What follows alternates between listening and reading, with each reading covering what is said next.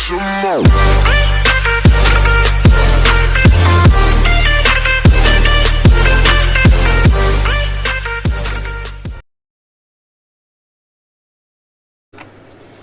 Bonjour tout le monde. Aujourd'hui, je vais vous parler des coefficients directeurs. Le coefficient directeur qu'on appelle également coefficient angulaire d'une droite. De quoi s'agit-il? Il s'agit d'un nombre qui caractérise la pente d'une droite. C'est l'inclinaison d'une droite. Il mesure l'inclinaison d'une droite. Le coefficient directeur est connu par sa formule variation des ordonnées sur les variations des abscisses. Variation de y sur variation de x. Le symbole que vous voyez, c'est le delta, le quatrième lettre de la langue grecque qui signifie en mathématiques variation. Exemple 1. Comment trouver le coefficient directeur d'une droite dont on connaît la représentation graphique? On pose ce genre de questions, on veut donner la représentation graphique, puis on vous demande de déterminer le coefficient directeur. Le coefficient directeur d'une droite, exemple 1. Quel est le coefficient directeur de la droite suivante? Comme vous constatez, on peut vous donner une droite comme celle-ci, puis on vous demande de déterminer le coefficient directeur de cette droite. Tout simplement, comment faire? Vous allez procéder de la manière suivante. Prendre 2 points sur cette droite, au hasard. Moi, j'ai pris ce point et ce autre point. Puis, vous allez déterminer, vous allez en premier lieu constater que la droite passe par les 2 points de coordonnées qui sont 0 et 5. 0 et 5, c'est-à-dire pour x, il y a 0, pour y, il y a 5. Pour l'axe des abscisses, 0, pour l'axe des ordonnées, 5. Il est de même pour l'autre point. Vous allez déterminer que l'axe des x c'est 4 et l'axe des y c'est 2. C'est-à-dire l'abscisse c'est 4 et l'ordonnée c'est 2. Puis on peut prendre d'autres coordonnées, ça revient à la même chose. C'est à vous de choisir les points, mais nécessairement sur la droite. Il faut qu'il soit nécessairement sur sa droite. Nécessairement. Vous ne pouvez pas chercher des points hors de la ligne de sa droite.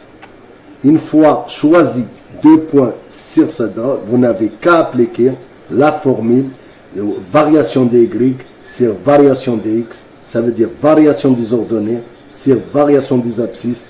Et puis, vous allez prendre y2 moins y1 sur x2 moins x1, c'est-à-dire la variation. Et bien sûr, vous avez comme ordonnée 2 moins y2 moins y1, puis x2 moins x1. Donc, 2 moins 5 sur 4 sur 0. Le résultat est moins 3 sur 4. Donc, le coefficient directeur de la droite, ou bien la pente, la variation de la pente, ou bien encore le coefficient angulaire, c'est moins 3 sur 4. La signification, c'est quoi? Ça signifie tout simplement pour aller d'un point à un autre point de la droite en se déplaçant sur des droites parallèles aux axes, c'est-à-dire parallèles aux axes X ou bien parallèles à l'axe Y, notre coefficient est de, comme vous avez constaté dans notre exemple, est de 2 moins 3 sur 4. Ce qui signifie tout simplement, si on avance de 4 points parallèlement à l'axe des x, c'est-à-dire ici c'est l'x 4, alors il faut avancer de moins 3, donc descendre de 3 parallèlement à l'axe des y, comme le montre le graphique suivant. On avance de 4 sur l'axe des x, il faut x de 4, voilà, moins 3 sur 4, ça c'est la variation, c'est le résultat de la variation de x2 moins x1. Donc c'est une variation, c'est un déplacement de 0 jusqu'à 4, donc 4.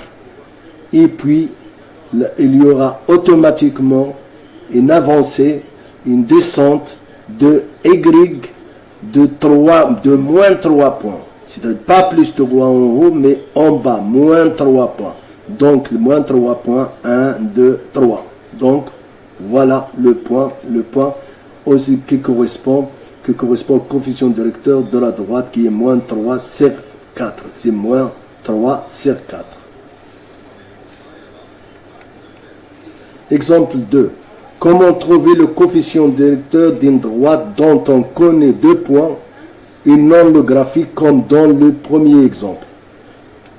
Exemple, soit une fonction affine f de x telle que f de 11,4 est égal à 11,5, c'est-à-dire la fonction dont l'antécédent est 11,4, il a pour image 11,5. Et la fonction dont l'antécédent est 12,7, il a pour image 15,4. X, c'est y. X, y. Quel est le coefficient directeur ou angulaire de la droite représentative de la fonction? La droite représentative de la fonction f passe par les points de coordonnées 11,4 et 11,5, c'est-à-dire l'abscisse est 11,4, c'est-à-dire x, et l'image de cet x, c'est-à-dire l'antécédent 11,4 et l'image c'est 11,5, c'est x et y, et puis l'autre c'est 12,7, c'est-à-dire x, et y 15,4, c'est-à-dire l'image de l'antécédent 12,7. On sait que le coefficient directeur est égal à variation de y sur variation de x. Donc il suffit tout simplement d'appliquer la formule. Nous avons y2 moins y1, donc 15,4 moins 11,5 sur x2 12,7 moins 11,4.